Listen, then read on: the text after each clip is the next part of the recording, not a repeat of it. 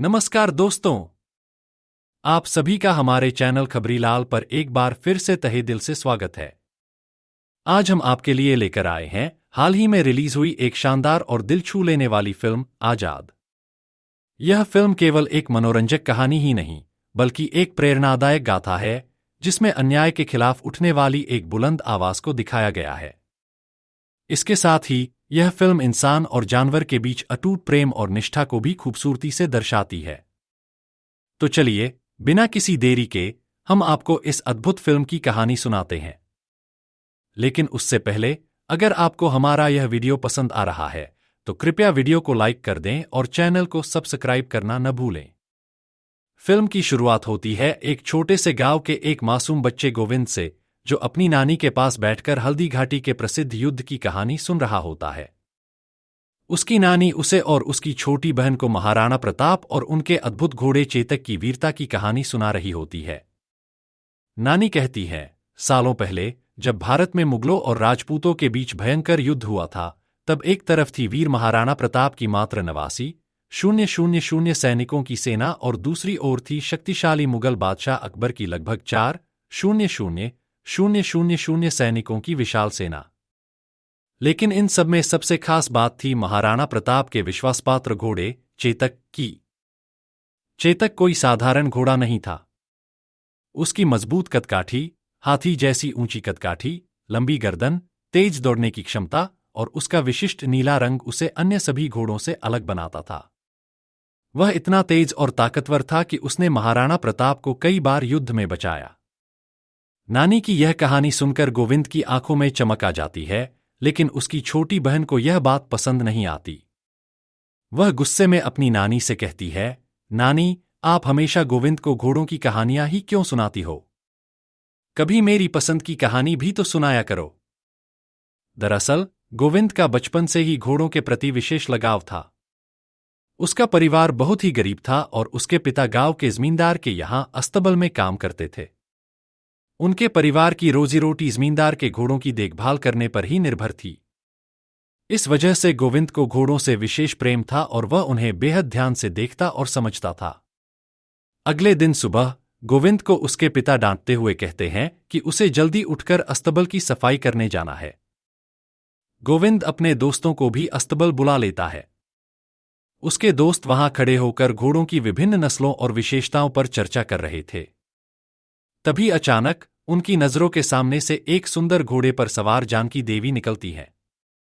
जानकी देवी गांव के जमींदार राय बहादुर की बेटी थीं और उनका घोड़ा राजा भी उतना ही शाही था जितना उनका परिवार। गोविंद उस घोड़े को देखता रह जाता है और उत्सुकतावश जानकी के सहायक से उस घोड़े के बारे में पूछने लगता है। लेकिन बातचीत के दौरान गोविंद कुछ ऐसी बातें कह देता है जो जानकी को पसंद नहीं आती। इससे जानकी का सहायक नाराज हो जाता है और गुस्से में गोविंद को मारने की कोशिश करता है। हालांकि जानकी देवी बीच में आकर उसे रोक देती हैं और मामला वहीं शांत हो जाता है। इसके बाद गोविंद वहां से चला जाता है और एक घोड़े को नहलाने लगता है। लेकिन तभी उसका एक दोस्त मजाक मजाक में घोड़े को थपथपा देता है, जिससे घोड़ा अचानक बिदक जाता है और गोविंद को लेकर तेजी से भाग खड़ा होता है। कहानी यहां से एक नया मोड़ लेती है। अगले ही दृश्य में हम देखते हैं कि गोविंद को जमींदार राय बहादुर के सामने रस्सियों से बांधकर खड़ा किया गया है। राय बहादुर ने गोविंद के पिता को भी बुलाया हुआ था और उन पर अपमानजनक शब्दों की बौछार कर रहा था। राय बहादुर ने गुस्से में कहा, तुम नीच जात के लोग सिर्फ हमारे घोड़ों की सफाई करने के लिए पैदा हुए हो। तुम्हारी इतनी हिम्मत कि तुम हमारे घोड़े पर चढ़ सको? दरअसल गांव में यह एक सख्त नियम था कि नीची जाति के लोग घोड़ों पर नहीं बैठ सकते थे। उन्हें सिर्फ घोड़ों की देखभाल और सफाई करने की अनुमति थी। इस पर गोविंद को बहुत गुस्सा आता है, लेकिन वह कुछ कह नहीं पाता। राय बहादुर केवल एक जमींदार नहीं था, बल्कि अंग्रेजों का वफादार गुलाम भी बन चुका था। उसके लिए गांव के गरीब किसान सिर्फ मजदूर थे, जिनका वह अपने फायदे के लिए इस्तेमाल करता था। इसके बाद गोविंद घर लौटता है और उसकी नानी उसकी चोटों पर मलहम लगाती है।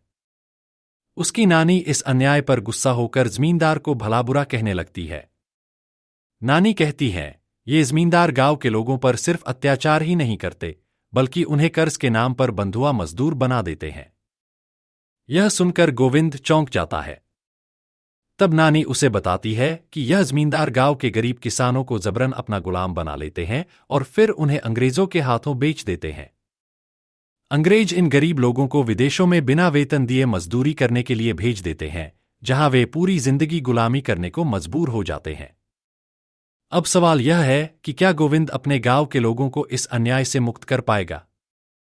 क्या वह अपने परिवार, अपनी नानी और उन बेजुबान घोड़ों के सम्मान के लिए जमींदार के खिलाफ खड़ा होगा? आगे की कहानी में और भी जबरदस्त ट्विस्ट और टर्न्स हैं, इसलिए हमारे साथ जुड़े रहिए। अगले दृश्य में हम देखते हैं कि अंग्रेज सैनिक गांव के लोगों को जबरन बंदी बनाकर अपने साथ ले जा रहे थे। यह दृश्य पूरे गांव में फैले भय और आतंक को दर्शाता है, जहां अंग्रेजों के जुल्मों से त्रस्त लोग बेबस नजर आ रहे थे। इसी दौरान हमें एक परिवार दिखाया जाता है जो अंग्रेजों के अत्याचार से अत्यधिक परेशान था और उनकी हरकतों से बचने के लिए चुपचाप उनके पीछे पीछे चल रहा था। इस परिवार का मुखिया, जो अपनी पत्नी और बेटे के साथ था, अंग्रेजों के जुल्म से इतना भयभीत था कि उसने अपने बेटे से वहां से भाग जाने के लिए कहा, ताकि वह किसी तरह अपनी जान बचा सके और गुलामी के इस चक्र से बाहर निकल सके। हालांकि जैसे ही वह लड़का भागने का प्रयास करता है, अंग्रेजों के कमांडर की नजर उस पर पड़ जाती है। कमांडर तुरंत अपने सैनिकों को आदेश देता है कि वे उस लड़के को गोली मार दें, जिससे वह भागने न पाए। सैनिक कमांडर के आदेश का पालन करते हुए अपनी बंदूक से फायर करता है, लेकिन किस्मत से वह गोली लड़के को नहीं लगती और वह सुरक्षित रहता है। तभी अचानक कहानी में एक नया मोड़ आता है और हम पहली बार फिल्म के मुख्य किरदार विक्रम सिंह ठाकुर की एंट्री होते हुए देखते हैं। विक्रम सिंह ठाकुर एक क्रांतिकारी बागी था, जिसने अंग्रेजों के अत्याचार के खिलाफ बगावत कर रखी थी और अपने लोगों के साथ मिलकर अंग्रेजों के खिलाफ विद्रोह का नेतृत्व कर रहा था। जैसे ही ठाकुर और उसके लोग इस पूरे घटनाक्रम को देखते हैं, वे बिना समय गंवाए अंग्रेजों पर हमला बोल देते हैं। चारों तरफ गोलियों की आवाजें गूंजने लगती हैं, हर ओर अफरा-तफरी मच जाती है और देखते ही देखते ठाकुर और उसके साथियों ने कई अंग्रेज सैनिकों को मौत के घाट उतार दिया।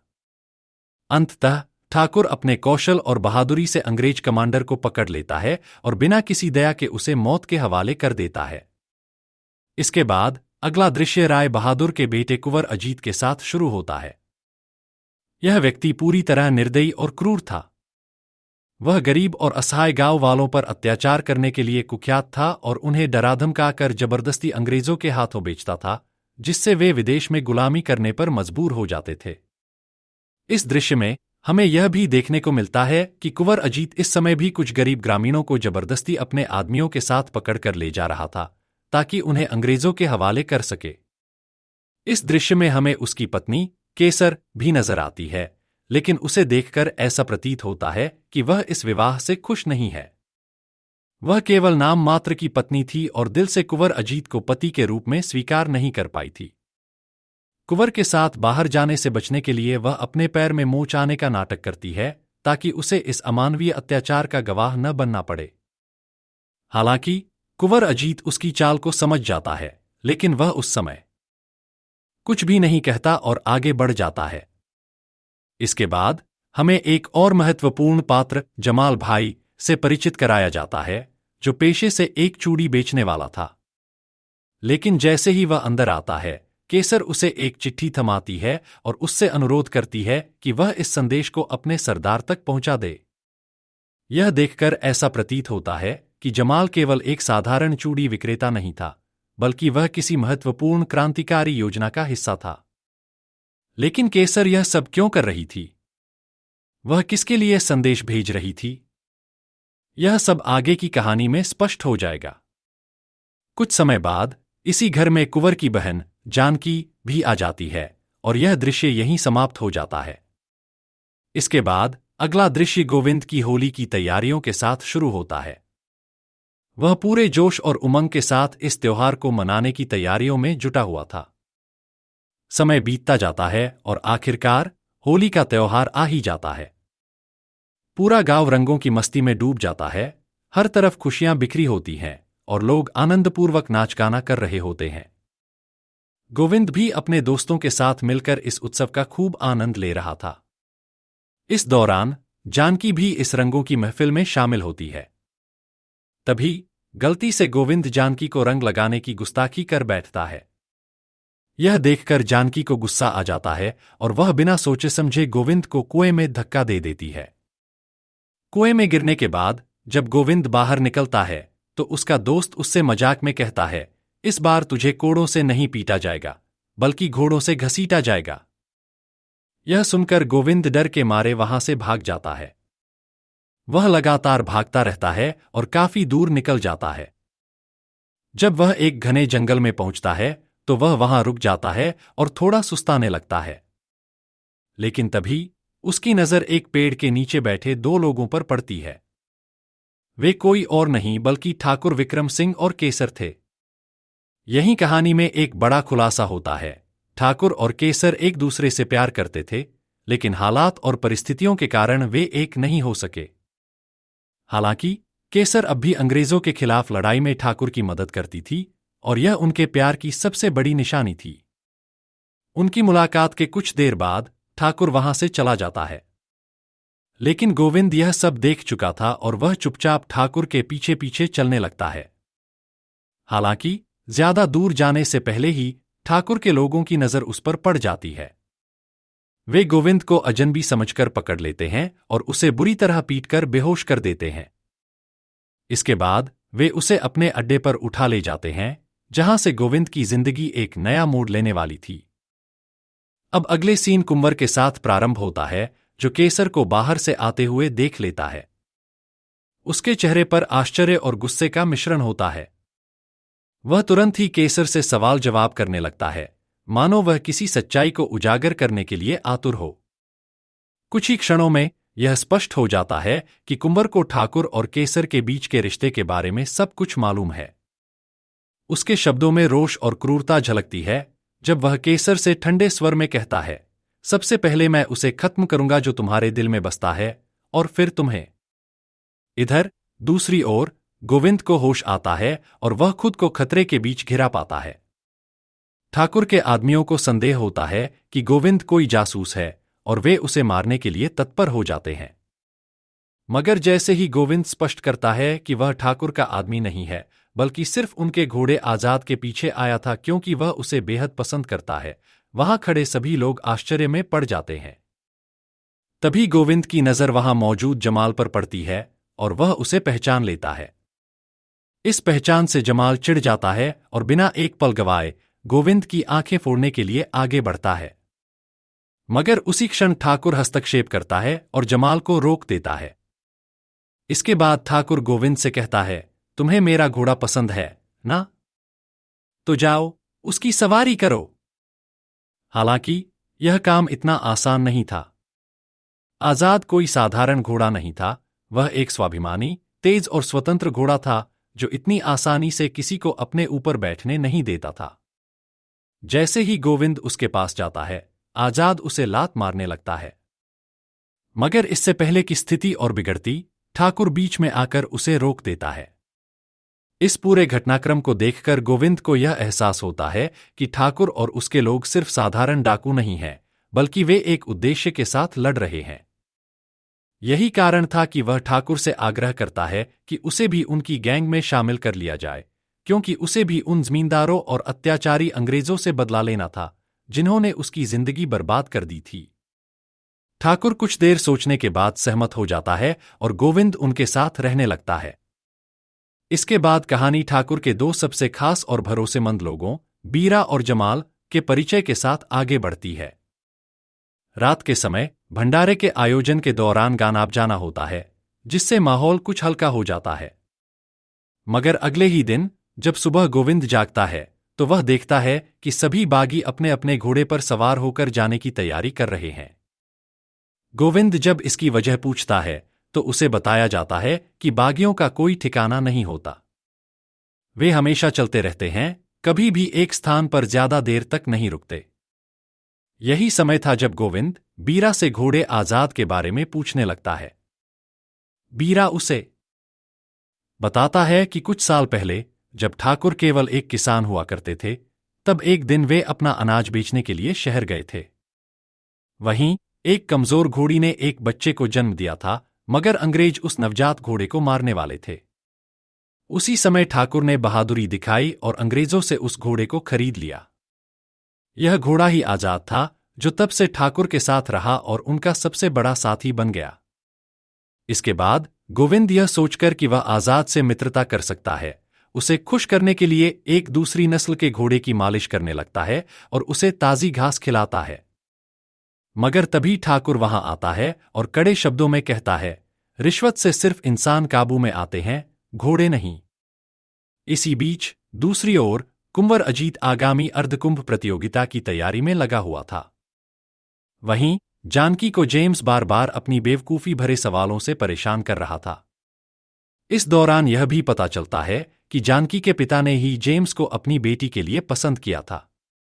जेम्स, जो अपनी योग्यता साबित करने के लिए बेताब था, कहता है कि वह भी प्रतियोगिता में हिस्सा लेना चाहता है। इस पर राय बहादुर उत्साहपूर्वक कहता है, क्यों नहीं, आप तो बिल्कुल हिस्सा ले सकते हैं। मगर जल्द ही राय बहादुर का सामना एक कठिन शर्त से होता है, जब कमल्स उसे अपने पास बुलाकर कहता है कि 400 मजदूरों को साउथ अफ्रीका भेजने की व्यवस्था करो। राय बहादुर पहले तो मना कर देता है, मगर कमल्स उसे धमकी देते हुए कहता है कि अगर यह मुमकिन नहीं हो सकता तो जेम्स भी तुम्हारी बेटी से शादी नहीं कर सकता। यह सुनकर राय बहादुर चुप हो जाता है। उधर जंगल में वीरा और गोविंद कुश्ती कर रहे थे। वीरा चाहता था कि गोविंद मजबूत बने, लेकिन गोविंद यह कुश्ती सिर्फ आजाद को प्रभावित करने के लिए कर रहा था।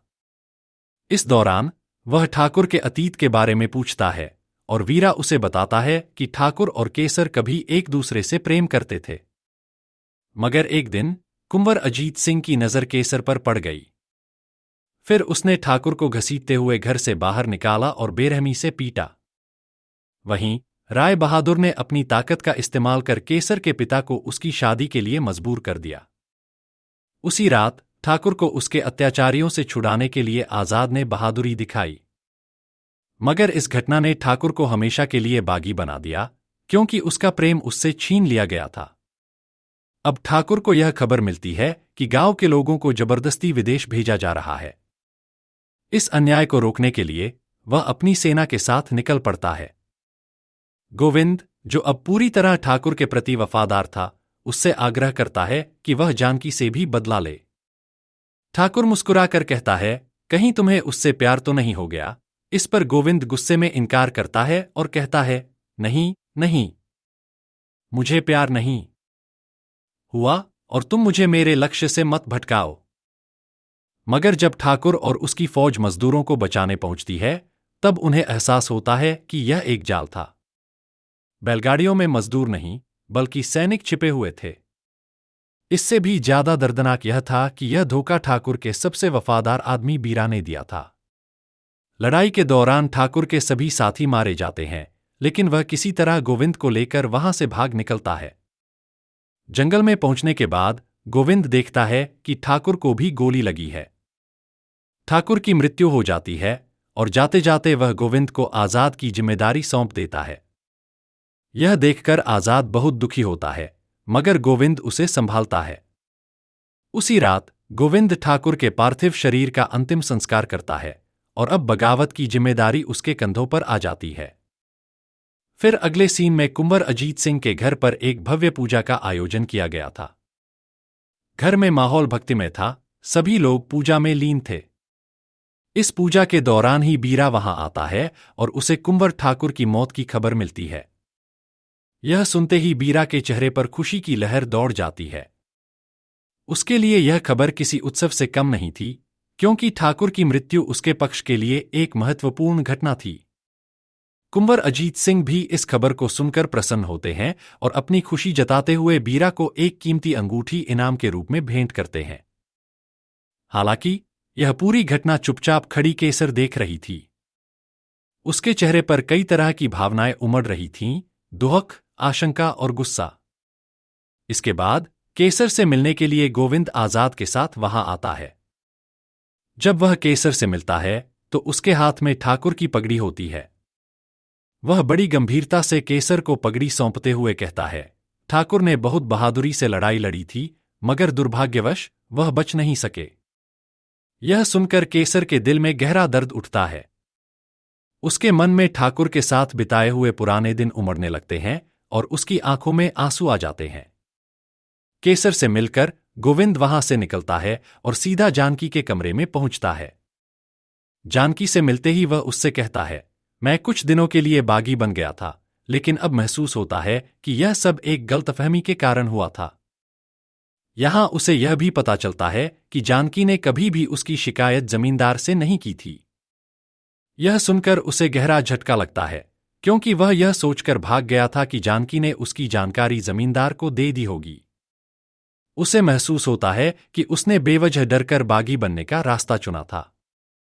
जानकी से मुलाकात के बाद गोविंद अपने घर लौटता है। जैसे ही वह घर पहुंचता है, उसकी बहन और नानी उसे देखकर बहुत भावुक हो जाती हैं और फूट फूट कर रोने लगती हैं। उनके लिए यह खुशी का पल था कि उनका गोविंद सही सलामत लौट आया था।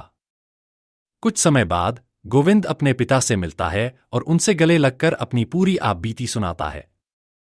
फिर वह अपने पिता को आजाद से भी मिलवाने ले जाता है। हालांकि गोविंद के पिता आजाद को देखकर खुश नहीं होते। उनके चेहरे पर चिंता की लकीरें उभर आती हैं। वह सख्त लहजे में गोविंद से कहते हैं, यह एक डाकू का घोड़ा है। अगर किसी जमींदार ने इसे देख लिया तो ना तुम जिंदा बचोगे और ना हम। गोविंद अपने पिता को समझाने की कोशिश करता है और कहता है, ठाकुर डाकू नहीं थे, वे बागी थे। उन्होंने अन्याय के खिलाफ हथियार उठाए थे, लूटपाट के लिए नहीं। इसके बाद सभी मिलकर यह फैसला करते हैं कि आजाद को रात भर घर में रखा जाएगा, ताकि उसे किसी खतरे का सामना न करना पड़े। अगली सुबह गोविंद आजाद के लिए एक सुरक्षित ठिकाना ढूंढने निकलता है और उसे पंडित के आश्रम में ठहराने का प्रबंध करता है। लेकिन यहां भी आजाद को अपने लिए एक व्यक्तिगत संघर्ष चाहिए था। गोविंद इस परेशानी को लेकर अपने पिता के पास हतबल गौशाला जाता है और वहां आजाद के लिए चारा मांगता है। मगर उसके पिता साफ मना कर देते हैं और कोई मदद देने से इनकार कर देते हैं। निराश होकर गोविंद लाला की दुकान पर कुछ सामान खरीदने जाता है और दुकानदार से कहता है कि वह सामान जमींदार के खाते में लिख दे, क्योंकि वह जमींदार को जानता है। तभी वहां अचानक जानकी आ जाती है। जानकी गुस्से में गोविंद को डांटते हुए कहती है, तुम मेरे पिता के नाम का गलत इस्तेमाल क्यों कर रहे हो? इसके बाद जानकी गोविंद के सामने एक शर्त रखती है। वह कहती है, अगर तुम मुझे घुड़दौड़ में हरा सकते हो तो जो चाहो वह कह सकते हो। शाम को गोविंद आजाद को चारा खिलाने की पूरी कोशिश करता है, लेकिन आजाद चारा खाने को तैयार नहीं होता। उसे सिर्फ शराब चाहिए थी। यह देखकर गोविंद उसे समझाने की कोशिश करता है और कहता है, मुझे भी ठाकुर की मौत का दुख है, लेकिन इसका यह मतलब नहीं कि तुम अपना खाना पीना ही छोड़ दो। फिर जाते समय वह आजाद से कहता है, आज शाम को जानकी के साथ मेरी रेस है, तुम मेरी बेइज्जती मत करवाना। लेकिन जब गोविंद शाम को घुड़दौड़ में भाग लेने के लिए आजाद पर सवार होने की कोशिश करता है तो आजाद उसे गिरा देता है और भाग जाता है। गोविंद निराश होकर जानकी के पास जाता है और उसे पूरी बात बताता है। जानकी उसे सलाह देती है, घोड़े को एक सरदार चाहिए होता है, लेकिन तुम उसे हमेशा अपना दोस्त बनाने की कोशिश कर रहे हो।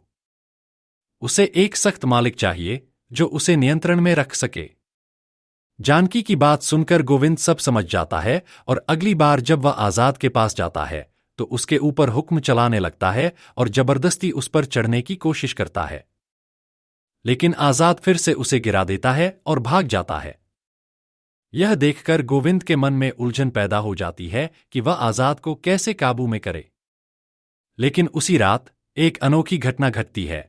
आजाद खुद ही वापस लौटकर गोविंद के पास आ जाता है।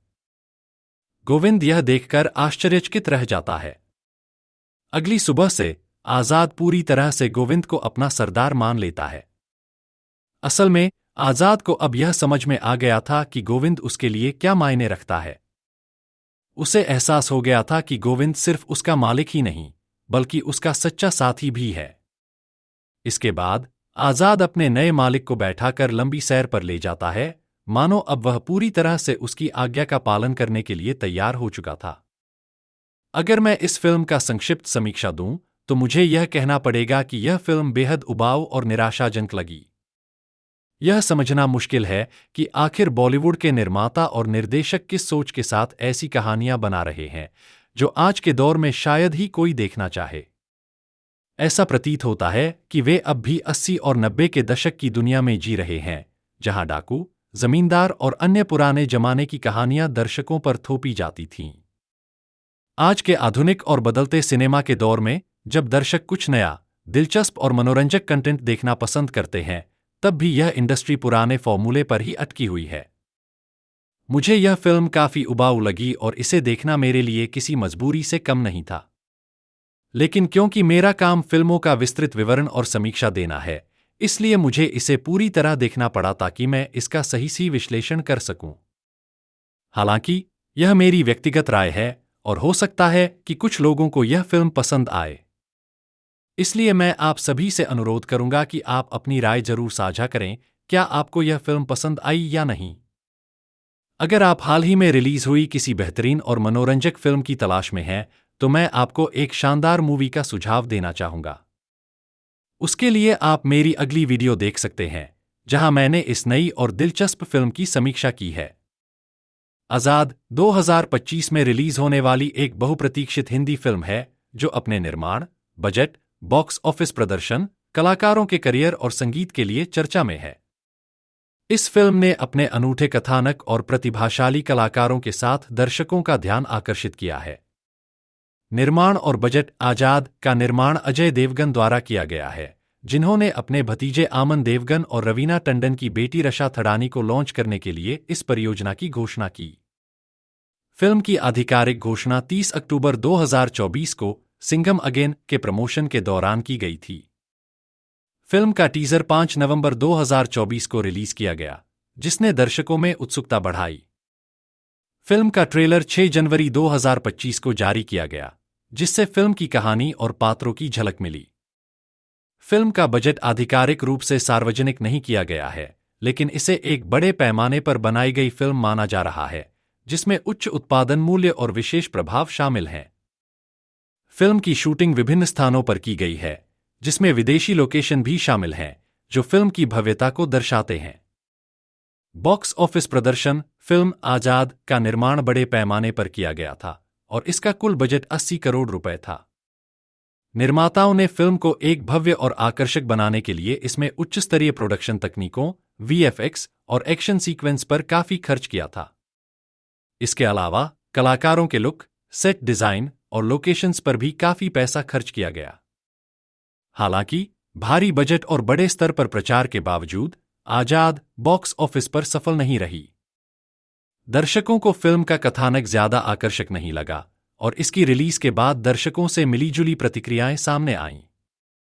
फिल्म ने शुरुआती दिनों में धीमी शुरुआत की और पहले वीकेंड में उम्मीद के मुताबिक प्रदर्शन नहीं कर पाई। व्यावसायिक दृष्टि से यह फिल्म एक फ्लॉप साबित हुई क्योंकि यह अपने निर्माण लागत को भी कवर नहीं कर पाई। वैश्विक स्तर पर इसने केवल 10 करोड़ रुपए का ही कलेक्शन किया, जो इसके 80 करोड़ रुपए के बजट की तुलना में बहुत ही कम था। इसका मतलब है कि फिल्म को लगभग 70 करोड़ रुपए का घाटा हुआ। फिल्म की असफलता के पीछे कई कारण रहे, जिनमें कमजोर पटकथा, खराब मार्केटिंग रणनीति और दर्शकों की रुचि को न पकड़ पाने की क्षमता प्रमुख थे। इसके अलावा फिल्म की रिलीज के समय अन्य बड़ी फिल्मों की प्रतिस्पर्धा भी एक महत्वपूर्ण कारक रही, जिससे दर्शकों का ध्यान आजाद से हटकर अन्य फिल्मों की ओर चला गया। फिल्म से जुड़े कलाकारों और निर्माताओं को इस असफलता से काफी निराशा हुई, लेकिन उन्होंने इसे एक सीख के रूप में लिया।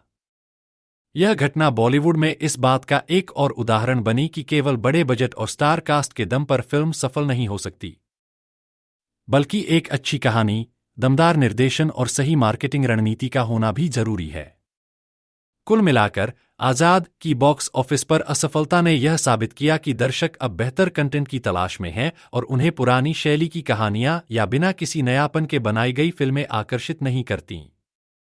कलाकार और उनका करियर। फिल्म में मुख्य भूमिकाओं में आमन देवगन और रशा थड़ानी हैं, जो इस फिल्म के माध्यम से बॉलीवुड में अपने करियर की शुरुआत कर रहे हैं।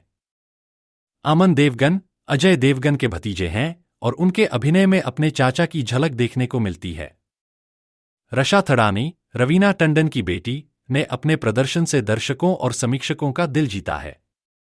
फिल्म में अजय देवगन भी एक महत्वपूर्ण भूमिका में नजर आते हैं, जो कहानी को मजबूती प्रदान करते हैं। उनका अनुभव और स्टार पावर फिल्म की सफलता में महत्वपूर्ण भूमिका निभाते हैं। संगीत फिल्म का संगीत अमित त्रिवेदी ने तैयार किया है, जबकि गीत अमिताभ भट्टाचार्य और स्वानंद किरकिरे ने लिखे हैं। फिल्म के साउंडट्रैक में विभिन्न भावनाओं और मूड्स को दर्शाने वाले गाने शामिल हैं। पहला गाना बिरंगाई 12 दिसंबर 2024 को रिलीज हुआ, जो एक होली गीत है और इसमें आमन देवगन और रशा थडानी की केमिस्ट्री देखने को मिलती है। दूसरा गाना आजाद है तू 22 दिसंबर 2024 को जारी किया गया, जो स्वतंत्रता और आत्मनिर्भरता की भावना को दर्शाता है। तीसरा गाना उई अम्मा 4 जनवरी 2025 को रिलीज हुआ, जिसमें रशा थडानी का डांस देखने लायक है। चौथा गाना अजीबोगरीब 10 जनवरी 2025 को आया, जिसे अरिजीत सिंह ने गाया है और यह गाना अपनी अनोखी धुन और बोल के लिए लोकप्रिय हो रहा है। निष्कर्ष, आजाद एक ऐसी फिल्म है जो नई पीढ़ी के कलाकारों को पेश करती है और एक मनोरंजक कहानी के साथ दर्शकों का दिल जीतने में सफल रही है। फिल्म का संगीत, अभिनय और निर्देशन सभी ने मिलकर इसे एक यादगार फिल्म बनाया है। आने वाले समय में यह देखना दिलचस्प होगा कि फिल्म बॉक्स ऑफिस पर और कितनी सफलता प्राप्त करती है और नए कलाकारों का करियर किस दिशा में आगे बढ़ता है। खबरीलाल न्यूज़ को सब्सक्राइब करें और बेल आइकन दबाना न भूलें। धन्यवाद।